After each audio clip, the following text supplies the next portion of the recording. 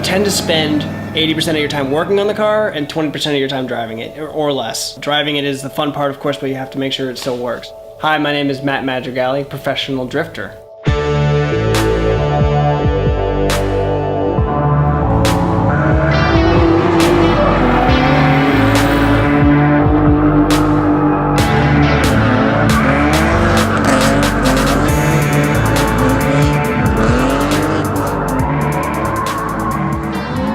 My car is a 91 Nissan 240SX. It is powered by a LS7 Chevy motor, which is a 454 7.0 V8 with direct support nitrous. So everything on the car is modular, can be removed and reinstalled with replacement parts very, very quickly.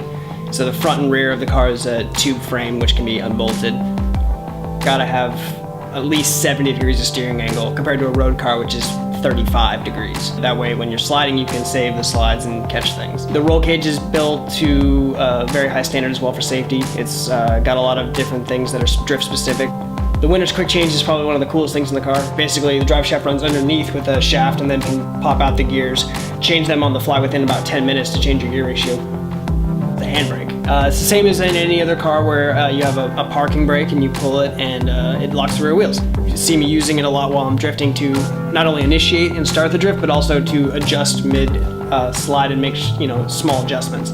It has its own reservoir underneath the dash and its own set of lines that run to the back, which make it so you don't have any weird pedal feel in your normal brakes, because you still do have front brakes and rear brakes just the same as any other car.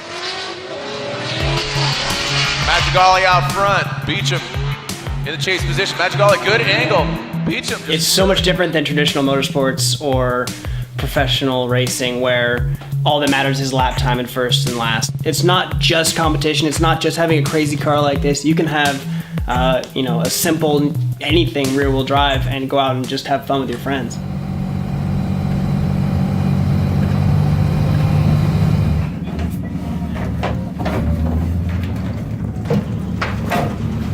Formula D competition is very different than what we're doing today. It's a much bigger event, there's much more cars, and it's a much tighter schedule, so you're gonna have a lot less practice.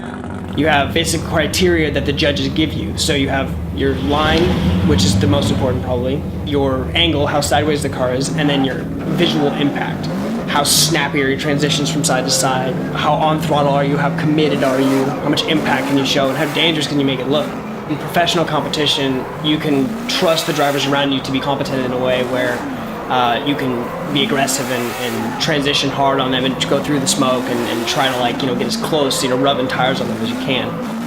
You make it look easy, but it's not easy. When you have a car like this, it's maybe a little easier, but I've also got 14 years of experience, so.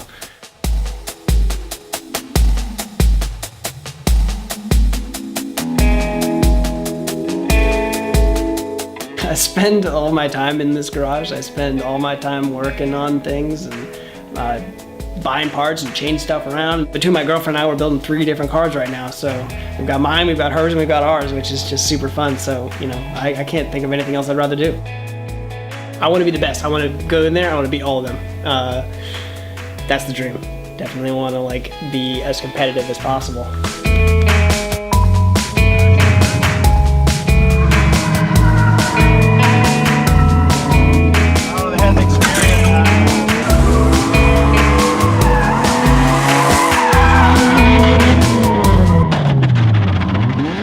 It's a contact sport. You hit everything, pretty much every time you drive.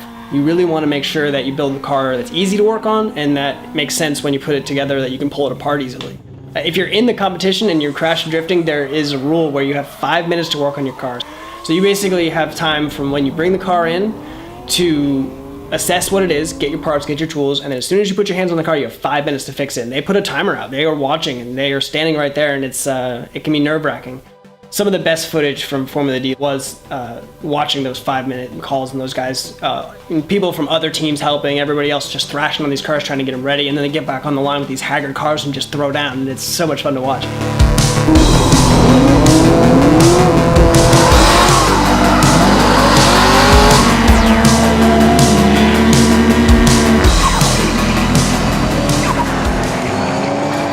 Contrary to popular belief, drifting is not about making the car slippery and loose, but it's actually about making it as grippy as possible. I run a 215 in the front, which is a really small tire because you don't necessarily need the front traction, it's just for the initiation. While in the rear I run a 265, a much bigger, heavier tire, so that gives you the traction. For a day like today, we usually only go through like maybe 6 tires. During a competition though, you run much stickier, softer tires and you'll end up going through 12 to 20 sets a day. It's kind of half of drifting is dealing with mountains of tires because you tend to burn them up pretty quick. It's expensive. Drifting, you're looking at $100 a tire, 12 tires in a day. How does that work? I'm just a normal guy. I work a normal job. I work at a sign company down in Santa Fe. I also part out cars on the side. I buy and sell car parts like crazy. I always have people coming here at all hours picking up starter motors in the middle of the night. So it's every day is a lifestyle choice of do I want to just keep doing this and hustling and trying to make the dream happen, or do I want to just give up and go wine tasting and nap? No, I'm gonna keep doing this, I think.